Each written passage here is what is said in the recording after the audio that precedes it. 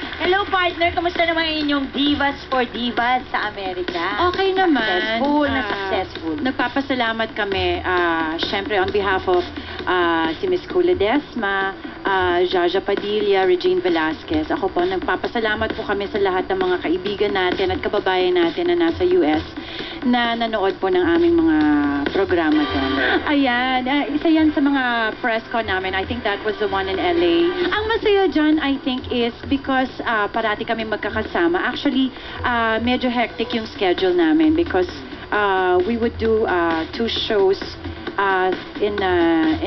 every weekend. So how many cities ang pinuntahan niyo, Pops? Naka-anim kami. Naka-anim kami. Pero maski na medyo nakakapagod, masaya dahil parati kaming magkasama, nagkukwentuhan. Ito na, sa sobrang pagka-good girl ni Pops, when nakabonding mo ang mga friends mo, si Joy Ortega at si Princess Punsalan, Correct, hindi nakita sila kami. nag-night out. Girl, nag-breakfast sila. Bawal Ganun ang siya night ka-good out. girl. Pagkatapos ng show namin sa Pasadena, nabalitaan ko na nandun si Princess. I haven't seen her in a long time. So, yung only time na pwede kaming magsama at magkwentuhan is breakfast. Breakfast talaga. So, ano pinag-usapan nyo having eggs and kamusta omelette? naman na siya? Di ba nag-asawa na si Princess? Oo, sa Connecticut na siya nakatira. Masaya siya. Tapos, I know for a fact that nag-aaral siya. She's taking up nursing. Wow. Tapos pareho pa rin siya. She's still the happy, positive person that she is.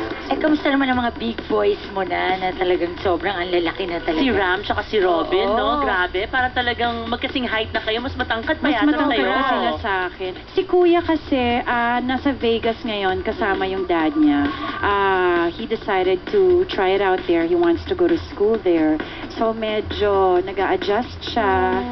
He's trying to look for a school for himself. So sobrang bago ako umalis, mas nauna kasi siyang umalis.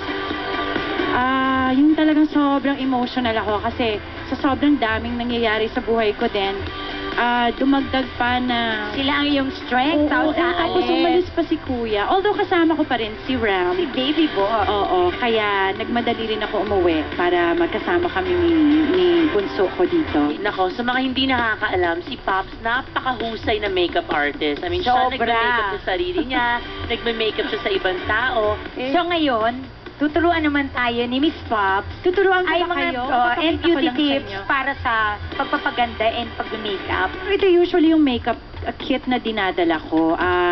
If you can see, parang trolley siya, tapos may instant ilaw na siya. Kasi may mga ibang lugar na madilim, so ang hirap mag-balance